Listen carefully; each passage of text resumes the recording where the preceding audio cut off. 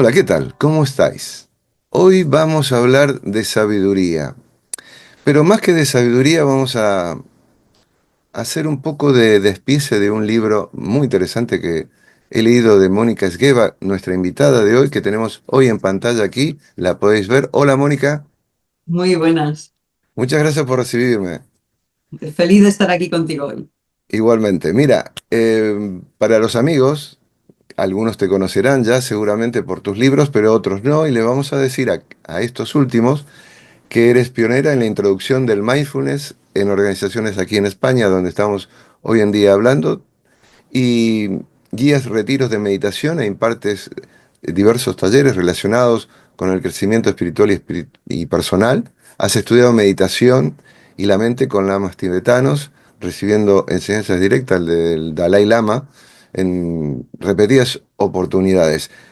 Has fundado el Ascension Institute, del cual podríamos hablar un poquito luego si quieres, y te consideran un referente en aunar lo mejor de las corrientes oriental y espiritual, perdón, y occidental, y autora de 9 libros, entre ellos el bestseller Mindfulness, y este que vamos a hablar, lo voy a mostrar un poquito porque las luces queman la imagen, no sé si se ve bien, y su título es Siete Pasos hacia la Sabiduría, de Ediciones Urano. Mónica, a ver, para comenzar, tú dices que vivimos en una sociedad desconectada con lo divino. Es utilitarista y está destrozada por ídolos falsos. Y señalas a uno que dices es el más peligroso. Me he leído en profundidad tu libro y esto es una de las cositas que más me ha impactado. A ver, estamos en una sociedad destrozada por ídolos falsos. ¿Qué ídolos falsos destrozan nuestra sociedad? Uy, hay muchos, hay muchos. Hay muchos, empezando por las noticias, ¿no? Los Mm, telediarios, ¿no? Que son, más que los telediarios, el terror diario, que dice una amiga mía. el terror diario. Muy bueno. El ídolo de las falsas autoridades, ¿no? Esas autoridades que se han erigido en autoridad para decirte lo que tienes que hacer, cómo Mm, tienes que comportarte, lo que es mejor para ti, ¿eh? mm, No, tú no sabes lo que es mejor para ti, lo sabe la autoridad. mm, Esas autoridades que se han erigido también en expertos, ¿no? Hay tantos expertos ahora mismo, expertos de todo, y todos saben mejor que tú lo que tienes que hacer para tu mente, para tu cuerpo, para tu vida. mm, Yo creo que hay falsos ídolos que también están en el marketing, ¿no? Por todos los lados te venden cosas. La publicidad, el marketing se ha especializado en cómo trabaja el cerebro humano y utiliza muy bien ese conocimiento para manipular. Los poderes, fácticos, saben- también tienen mucho conocimiento en cómo manipular a las personas, cómo llevarlas a que hagan lo que ellos quieren que hagan. Yo creo que las estrellas de todo, ¿no? De las estrellas de celebrities, de Hollywood, de música, de esa música que está con códigos en el que entran directamente al inconsciente. Esos modelos que se supone que tenemos que seguir para hacernos famosos, para tener muchos seguidores, para tener muchos likes, para ganar mucho dinero, para subir de estatus, para tener poder sobre los otros, no poder para ayudar, pero para tener poder para que los demás nos obedezcan. Yo creo que, bueno, que podría, la lista es muy larga, pero creo que ya doy algunos datos para reflexionar. sí, sí, ya veo que es larga porque, y vamos a dejar los puntos suspensivos. Yo creo que la gente por ahí, cuando empiezas a detallar, se va dando cuenta y dice, ah, mira, y esto podría ser también. Y a colación de lo que acabas de decir, el nivel de desarrollo personal en los adultos en general, tú dices que se estanca. Tengo una frase que me encanta a mí personalmente y es mucho ego y poco espíritu. Mm, indicas un camino, ¿no? En la eliminación de la identificación con uno mismo, ¿no? este uno mismo finito, separado, el personaje construido, un poco falso, un poco eh, con muchas ínfulas. Y tú dices, hay que aspirar a lo divino porque nos trae estructura y propósito. Yo creo que esto no lo vemos muy bien claramente. ¿Por qué lo divino nos trae estructura y propósito? Porque si no, sin la presencia de lo divino somos un cuerpo, somos un cerebro que realiza una serie de eh, fórmulas moleculares que hace que podemos pensar, ¿no? Según la ciencia materialista. Somos un cuerpo, somos nuestros pensamientos, somos lo que logramos, somos nuestras relaciones, somos lo que poseemos. Es decir, eso es lo que nos da identidad. Y si seguimos ese camino, que es el que nos indica el ego sin ningún tipo de duda, ¿eso a qué nos lleva? Nos lleva a la falta de propósito. No hay ningún propósito en eso, no hay ningún sentido. Nos lleva al nihilismo, nos lleva al vacío existencial, en el que nada tiene sentido, todo es fruto del azar y, y está todo lleno de injusticias, ¿no? Y es muy amargo vivir con esa actitud, con esa falta de propósito. Yo creo que eso es una de las causas principales que lleva a la gente hoy en día a tener esos estados de depresión tan profundos. Hay un estudio reciente que ha llevado a cabo la Fundación de AXA con el Colegio de Psicólogos de España. Y, por ejemplo, hay muchas cifras que son tremendas, pero por citar una ahora mismo, los jóvenes entre los 18 y 24 años, el 43% que tienen unas familias normales, que no son huérfanos, tienen una vida normal, el 43% se sienten solos y aislados. Esto se entiende en una sociedad superficial y sin sentido como la nuestra. Si no, nunca se ha estado con mayor bienestar económico. Nunca en la historia que conocemos. Y sin embargo, estamos en estas cifras, que las personas, el 43% de los jóvenes se sienten solos, aislados de verdad. Entonces creo que aquí hay una falta, una desconexión total con el propósito, con el sentido y con, obviamente, con lo absoluto. Una falta de, eso lleva a una falta de valores, una falta de ética, una falta de todo, básicamente.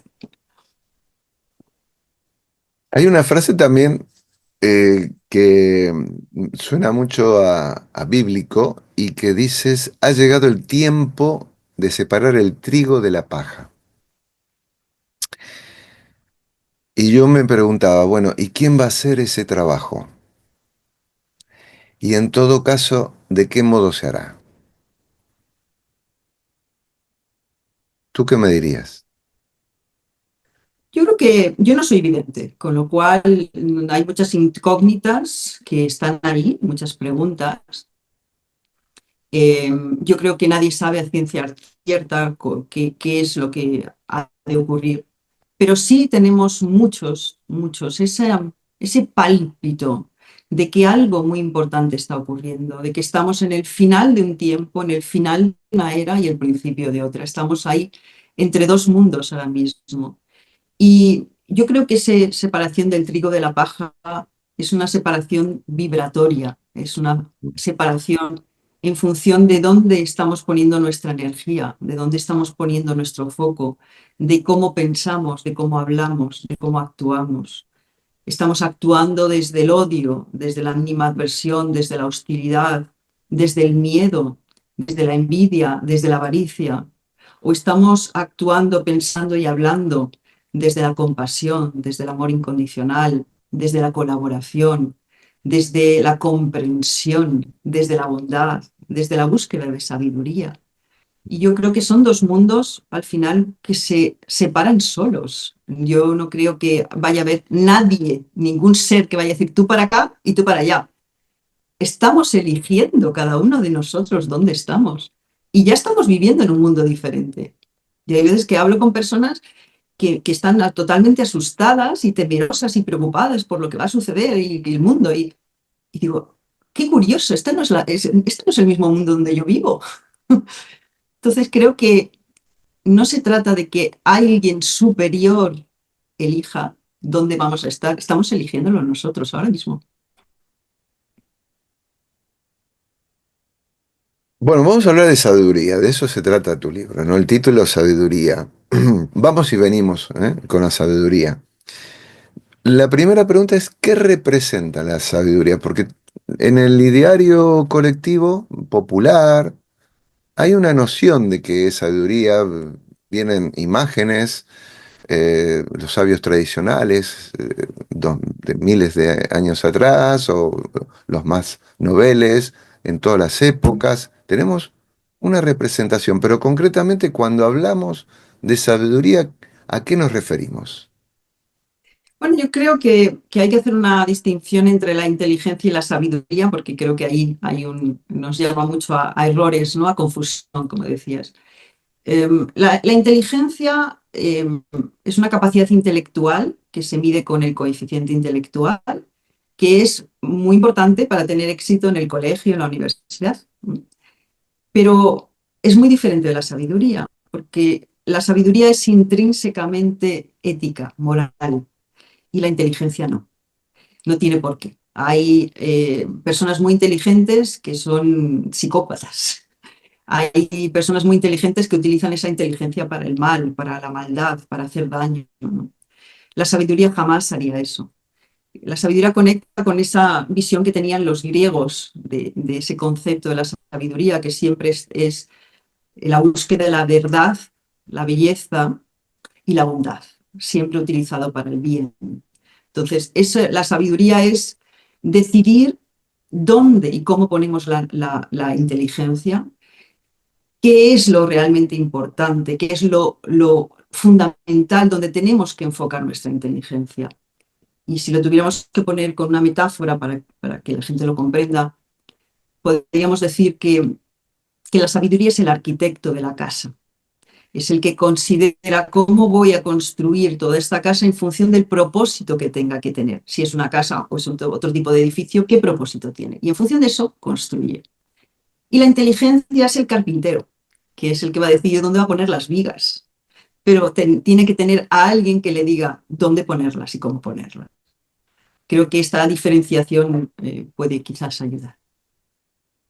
¿Ha cambiado el significado del concepto de la sabiduría con respecto a esos filósofos griegos que, por ejemplo, ¿no? Tú decías, mencionabas, y lo que en el transcurrir del tiempo, el hombre, en el estudio de ese saber,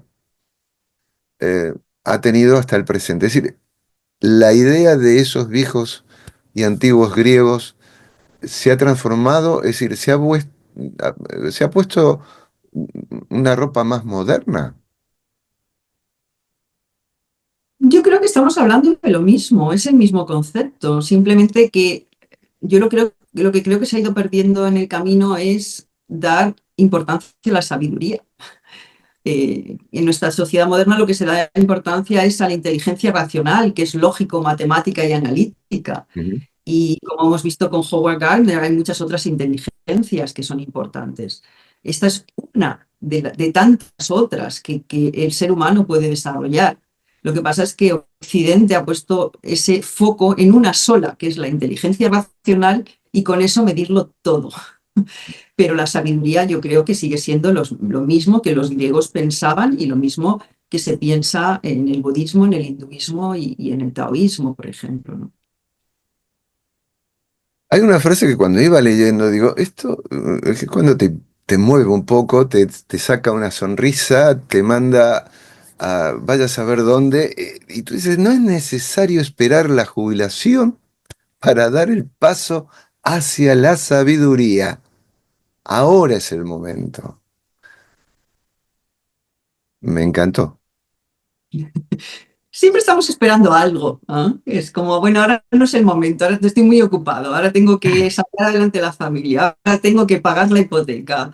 Ah, siempre hay algo, ¿no? Y siempre estamos esperando a otro momento para dedicarnos a lo que realmente importa. Sí, poniendo. ¿Y qué pasa? Que hay mucha gente que llega al lecho de muerte y dice, ojalá hubiera dedicado más tiempo a las cosas que realmente importan, porque en ese momento ya no tienes tiempo. Y lo que nos pasa a los seres humanos es que no sabemos cuándo es la fecha de caducidad de este cuerpo, con lo cual tampoco sabemos cuándo es nuestro momento final. Así que si no tomamos este presente para realmente dedicar nuestro tiempo, nuestra energía a, a lo esencial, a lo primordial, y nos dedicamos a cosas que son secundarias, que bueno, que hay que hacerlas, algunas de ellas hay que hacerlas en esta tierra, ¿no?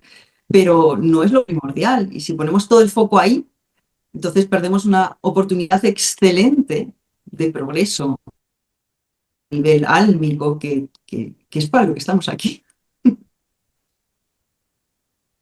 Claro, uno lee los periódicos y uno de los datos más sorprendentes, lo decías tú, vivimos en una sociedad que económicamente hoy tenemos más dinero que nunca, ¿no? La sociedad en términos, digamos, medios en Occidente, en este primer mundo también en particular, eh, nuestra vida se ha hecho más fácil, más cómoda, ¿no? Y tú dices, el lujo y la comodidad a menudo son obstáculos en este camino hacia la sabiduría.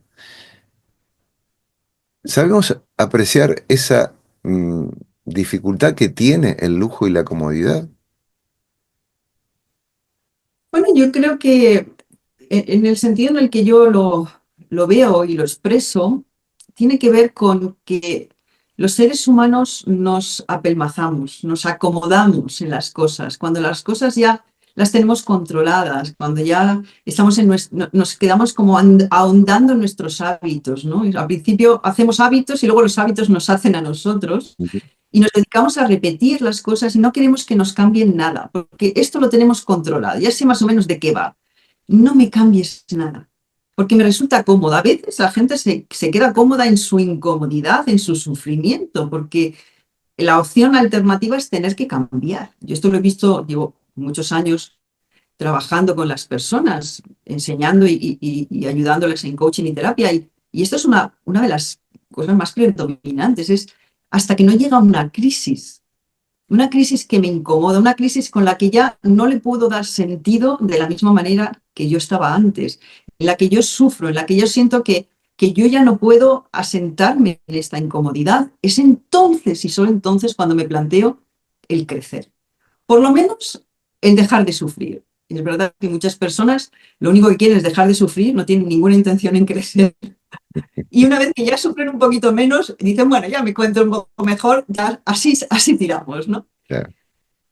Y hay otras, un porcentaje menor, por supuesto, pero sí hay un porcentaje que después de eso o gracias a esa crisis se sienten empujados. Y una vez que se empujan, empiezan un camino realmente de descubrimiento interno donde sí quieren crecer, donde sí quieren evolucionar. Y solo gracias a esa crisis empiezan ese camino. Entonces, la comodidad, el lujo son grandes enemigos del crecimiento interno. No tendrían por qué ser, ¿eh? Ojo, no quiero decir con esto, no quiero despreciar el que podamos estar bien económicamente o financieramente o vivir en un lugar cómodo, no, para nada. Pero simplemente hay que tener cuidado para que eso no sea un obstáculo a nuestro crecimiento. Si somos conscientes, si somos personas que vivimos de manera consciente, no tiene por qué serlo, ojo. Es decir, que nosotros podemos elegir de motus propio seguir creciendo. No necesitamos que alguien nos ponga un petardo para poder hacerlo. Crecer, evolucionar. Tú dices que la evolución, la palabra dice mucho, intrínsecamente es intencionada, pero no lineal. ¿Puedes repetir la pregunta que se ha cortado un poquito? La evolución intrínsecamente es intencionada, Mm, pero no lineal. mm. Explícamelo. Bueno, porque la evolución se da en espirales, más que en un camino recto, ¿no? Se va dando espirales, hay veces que damos algún paso atrás y creemos que ya no podemos volver a seguir el camino y simplemente es un paso atrás para subir un paso un nivel más alto, ¿no? Y damos un poco, una especie de paso atrás, que a veces nos lleva a desconfiar o a tener dudas sobre la vida o sobre nosotros mismos. Pero el crecimiento evolutivo está insertado en el propio modus operandi del universo. Ujú. El creador y la creación son uno, y entonces la creación siempre lleva a volver al creador, sale de la fuente y vuelve a la fuente. Entonces está en su, bueno, por llamarlo de alguna manera, en su ADN, Ujú. el que siempre vaya hacia una mayor evolución. Lo único que nosotros como seres conscientes podemos hacerlo más aceleradamente o podemos, como pasa en esta escuela llamada Tierra, repetir curso unas cuantas veces. Ese otro tema. Bueno, alguien podría, hay una observación tuya poniéndote en los zapatos de alguien que no va o no conoce mucho de esto y dice, bueno, a ver, ¿por qué vamos a evolucionar si me están diciendo que la vida es ilusión, es maya? Y tú le respondes. Bueno, que esto es parte, es cierto, en esta Tierra estamos en la ilusión, en la malla, pero este es el juego que hay que jugar. Y es gracias a jugar el juego con la mayor consciencia posible que podemos salir del juego conscientemente. Esta solo es una simulación para aprender, ¿eh? Como cuando jugamos en los juegos, en los videojuegos, Ujú. que, que juegas sabiendo que eres el jugador, no eres el que está participando en el videojuego. Esto es lo que hace que puedas acelerar tu crecimiento. Por cierto, hablas de la comparación, ¿no? De los videojuegos, ese es un buen juego, una metáfora ahí para entender algún aspecto positivo de este nuevo mundo tecnológico, ¿no? Que nos puede aportar herramientas para una mejor comprensión hacia todo esto que estamos hablando, que es evolucionar el mundo de la espiritualidad. Y hablando de espiritualidad, tú dices que la vía para avanzar es la espiritualidad no dogmática, compasiva, espiritualidad no dogmática. Hay una espiritualidad que sí lo es y que en cuanto a compasión, bueno, depende. ¿Qué se entienda por compasión, no? Bueno, compasión es tener empatía, es decir, que eres capaz de ponerte en los zapatos del otro, el otro te interesa, te importa, pero en lugar de sentir el dolor del otro o llorar con el otro y tener dos personas tristes en el mundo en lugar de una, pues lo que hace la compasión es, si yo puedo ayudarte en algo, ¿cómo podría hacerlo? Tengo la disposición de aliviar el sufrimiento de otros, en lugar de compartir el sufrimiento, sufrir tanto como el otro, para que así, bueno, los dos estemos juntos en el sufrimiento. Creo que eso no ayuda a nadie, creo que la compasión es el camino. Y la espiritualidad no dogmática es la espiritualidad del futuro, del presente, yo creo, ¿no? Que quizás ha habido más religiones que espiritualidad en el pasado. La espiritualidad directa se ha quedado simplemente con los místicos, ¿no? Los místicos sí que participaban de esa espiritualidad directa, sin ningún tipo de dogmas, sin ningún tipo de mediadores entre Dios y el ser, ¿no? Sin ninguna persona que te tenga que decir lo que tienes que creer o dejar de creer, los rituales que tienes que hacer, las oraciones que tienes que llevar a cabo, cuántas ostraciones tienes que hacer o cuántos Virgen María tienes que recitar, sino que tú sientes la divinidad como parte de ti, te sientes ligado a la unidad, que es lo que somos todos y es el creador y la creación, no estamos separados. Y eso solo es un sentir. Esto no se hace a nivel intelectual, ni dogmático, ni haciendo nada en especial, sino conectándonos, porque todos tenemos esa conexión, no hace falta ningún tipo de mediador.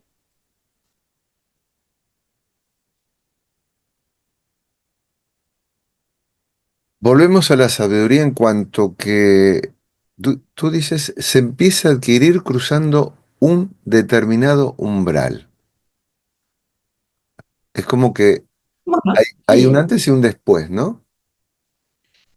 Yo no diría que la sabiduría en general, la sabiduría se puede ir adquiriendo a lo largo de los diferentes niveles de conciencia, Ujú, pero es verdad que cuando te haces consciente y cuando tienes una motivación clara a que eso sea una, vamos a llamar en inglés dicen compass, una dirección, me viene ahora justo la palabra en español, pero una dirección que te motiva, una intención, entonces todo se acelera.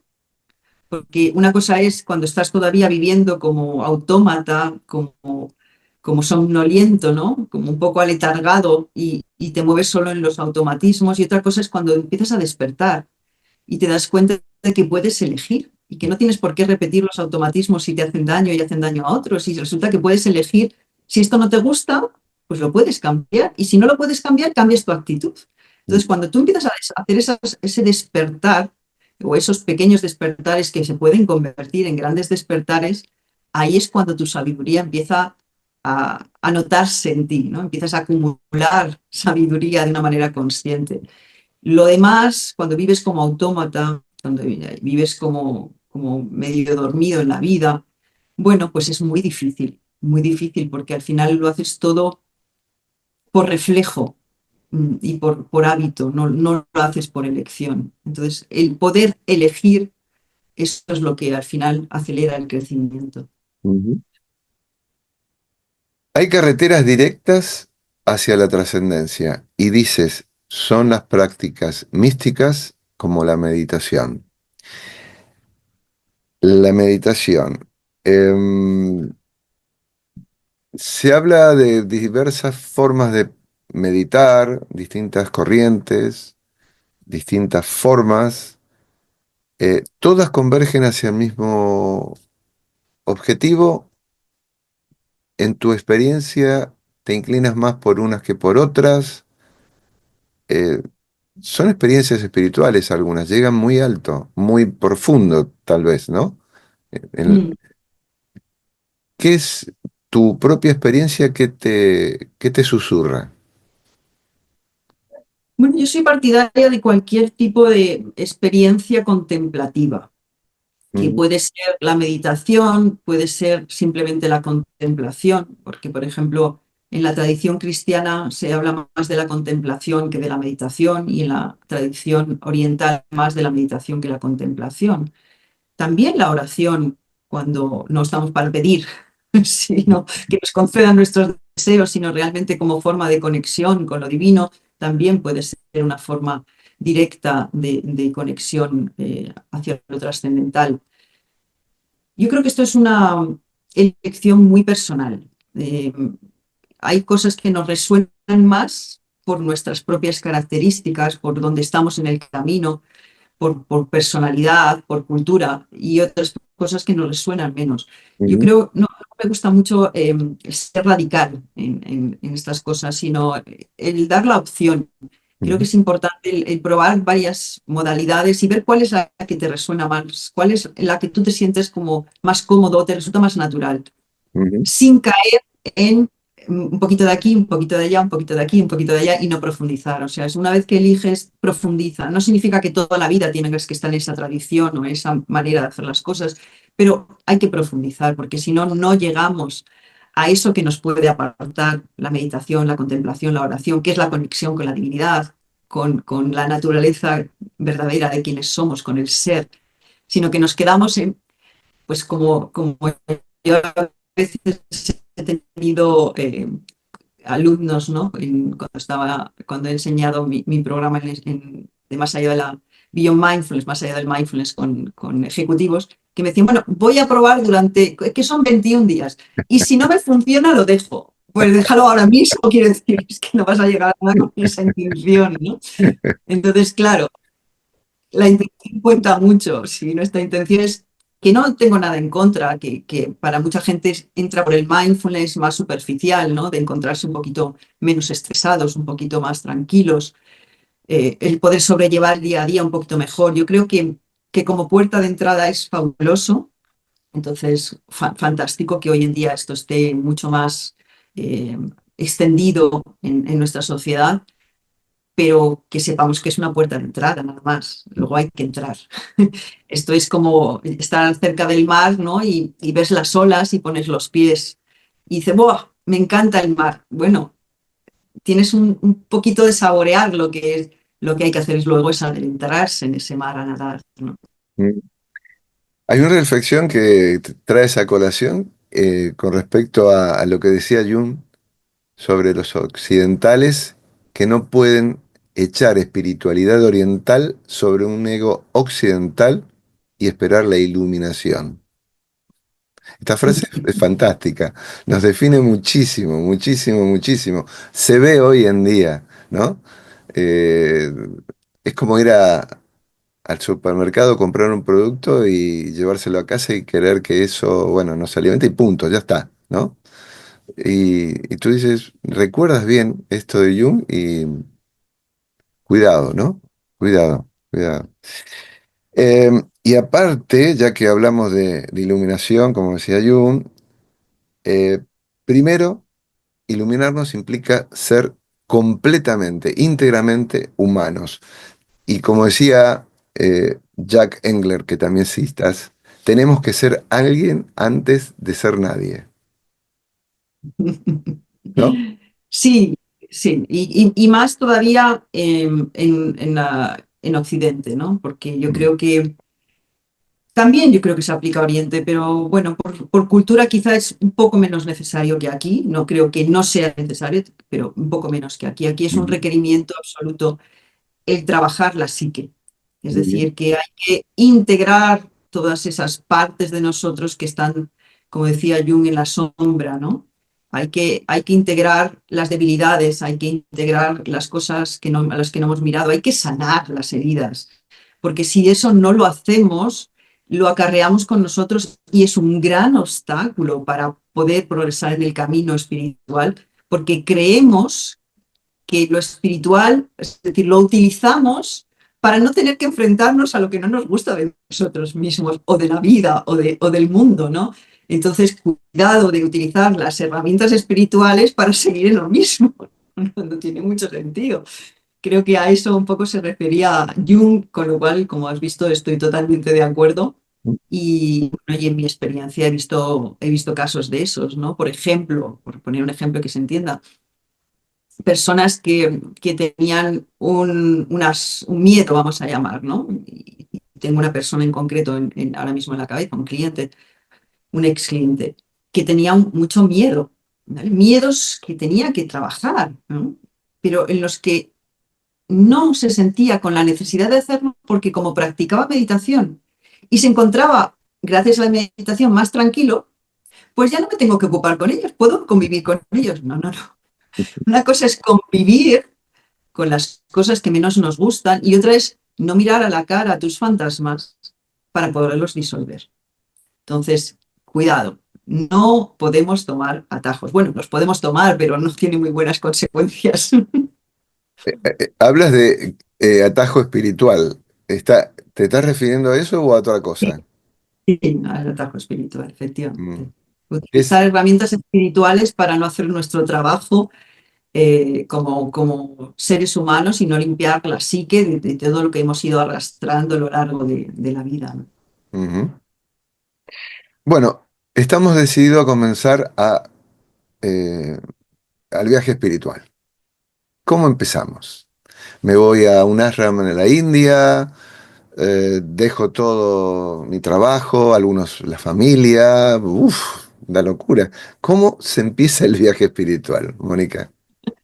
Bueno, ya ves que doy ahí unas cuantas consignas que Mm, tampoco me voy ahora a nombrarlas todas, pero por dar alguna, ¿no? mm, Yo creo que empieza en el día a día, es el cómo vivo la vida.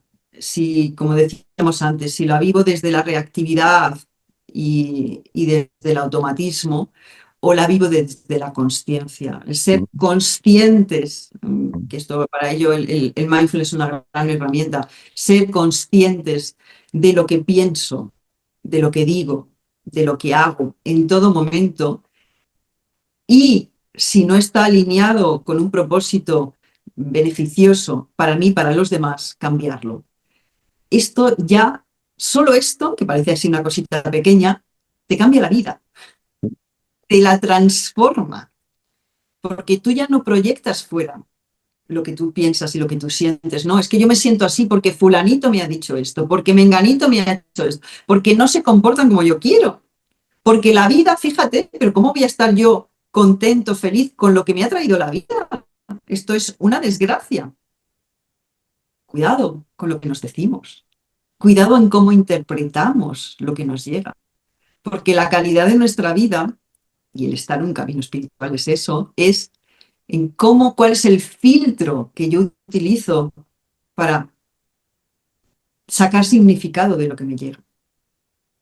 ¿Y cómo estoy contribuyendo a todo eso yo? No los demás. ¿Cómo estoy yo pensando? ¿Qué estoy yo diciendo? ¿Estoy hablando desde la bondad, desde la empatía o desde... Me da igual lo que tú escuches, me da igual cómo te lo tomes, porque en el fondo esta es la verdad, ¿no? Hay mucha gente que lo habla así, es que tengo que ser honesto. Bueno, pero es que hay necesidades que uno se tiene que callar. Si Buda decía, si hay que tener que el habla es uno de los, de los 8 partes, 8 elementos del octuple noble sendero, ¿no? El habla correcta, por ejemplo. Entonces, el habla correcta es si lo que voy a decir al lugar y si lo que voy a decir va a aportar algo y si lo que voy a decir es bondadoso. Si ninguna de estas tres las cumple, mejor cállate. Entonces, nuestra vida diaria es la que nos permite poder evolucionar. Si no hace falta hacer cosas muy allá, como tú decías, no hace falta irse a la India para esto. Es vivir desde otro lugar, pensar con otra intención, hablar con el habla correcta. Y entonces la vida entera te cambia. Ujú. Creo que vas por la línea de ti misma cuando dices, todos tenemos la misión de convertirnos en verdaderos bodhisattvas. Bueno, esto no lo digo yo solo, ¿eh? Y esto es algo que yo aprendí con los lamas tibetanos, Mm, el Bodhisattva, que es el buscar la iluminación para el mayor bien de todos los seres vivos. Y, y creo que esto es al final la gran aspiración que la que tenemos que llegar todos. No, no es una cosa, yo la tomo, por supuesto, pero es una invitación que yo también hago a todos los que no lo conocen para que también lo tomen, ¿no? Creo que es la mayor motivación en la vida que puede haber, es lo más maravilloso y bonito que puede haber, ¿no? Es sí. realmente esto es lo que convierte que todo lo que te ocurre en la vida puede ser una oportunidad, ¿no? Para poder aportar a los demás y poder crecer para el bien de todos. Esto es lo que nos hace verdaderos maestros, lo que nos convierte en maestros. Muy relacionado con el tema del servicio, lo que acabas de decir. Es una de las últimas partes de tu libro y hablas del servicio por la realización del bien común, no en lugar de servirse, no, el servicio con la entrega hacia el otro. Y que esto no significa para nada sacrificarse ni martirizarse, porque también está ese peligro, digamos, ese riesgo que se corre. Hacerlo a través de uno y no por uno mismo. Sí, yo creo que esto es un concepto un poco anticuado, ¿no? Que está un poco en el inconsciente colectivo, sobre todo yo creo que del cristianismo. Esto no está presente el budismo de la misma manera, que es el creer que tenemos que convertirnos en mártires, ¿no? Que tenemos que autosacrificarnos casi casi en la hoguera. Algunos nos han quemado en esa hoguera anteriormente, pero yo creo que esto ya no es necesario. Yo creo que hoy por hoy y esto lo enseña muy bien el budismo, es que el amor hacia todos también nos incluye a nosotros. No tenemos que estar excluidos de ese amor, si no, no sería para todos, ¿no? En la unidad estamos nosotros también. Entonces, no hay ninguna necesidad de recurrir a ese martirio, de ese autosacrificio. Es simplemente en el que yo me pongo al servicio de algo más grande para el mayor beneficio. Esta actitud, lo más continuamente posible, en nuestra intención de poder ser de beneficio para los demás, de no hacer las cosas para mi propio servicio y de los más cercanos, que no sea siempre yo y lo mío, ¿no? Ese egocentrismo, esa egolatría, ¿no? que nos ha enseñado esta sociedad y que es lo que premia, ¿no? Y lo que fomenta, pues creo que este no es el camino. Pero como decía, no es que lo crea yo, es que miramos cómo está el estado emocional y mental de los seres humanos en Occidente y entonces nos damos cuenta de que claramente este no es el camino. El hacer las cosas por los demás, el tener en cuenta a los demás, el querer servir al colectivo, a la humanidad, da un sentido tan fuerte a la vida que es lo que nos conecta con la alegría de vivir, la verdadera alegría de vivir. Esto tiene que ver con lo que tú dices con respecto que nos acercamos a la cosecha, a esto que tú le pones un nombre, graduación. Mm. Sí, estamos en ese cambio en la Tierra que está subiendo de vibración, ese cambio que se nos llama justamente a que todos nos convirtamos en maestros de nosotros mismos, a que todos lleguemos a esos niveles de conciencia más altos, más elevados, porque todos somos llamados a eso venimos, a que algún día podamos graduarnos de esta escuela llamada Tierra, ¿no? Y a medida que la vida tiene a bien que este planeta vaya subiendo de vibración, esta querida madre tierra, Gaia, ¿no? A medida que va subiendo, pues también se nos da la posibilidad de que nosotros también subamos con ella, ¿no? Que podamos subir esa vibración, que podamos pasar y trabajar y construir y crear una nueva tierra en la que lo predominante no sea la competición, sino la colaboración, que no sea eh, el subir por encima de los demás, el tener poder sobre los demás, sino tener la capacidad, la voluntad, diría yo, de darnos la mano y el que va un poquito menos avanzado ayuda, es ayudado por el más avanzado y el que ha sido ayudado ayuda a otro que viene detrás y al final estamos todos juntos en lo mismo porque somos una sola familia, la familia humana. Sí, la unidad esencial de todo, la interconectividad de todo lo existente y tú, al referirte al tema de la perfección, que no, prefiero no tocarlo porque daría para otro tema, vamos finalizando con el tema de la sabiduría, eso sí. Y tú dices, la sabiduría nace cuando aprendemos a sentirnos cómodos con todo lo que aparece. Lo acabas de decir hace un minutito atrás. Con todo aquello que aparece y golpea nuestra puerta. No hay nada que evitar, todo es plenitud, quietud, aceptación, alegría. Por lo tanto, soltar. Una rendición, pero no como estamos acostumbrados a vernos rendidos ante una sociedad que impone, sino desde una plena libertad para abrirnos a una experiencia absolutamente personal y a la vez colectiva para cambiar, elevar conciencia. Mónica, no sé, yo por mi parte he tenido un placer de haber leído este libro tuyo, lo pongo así para que se vea mejor.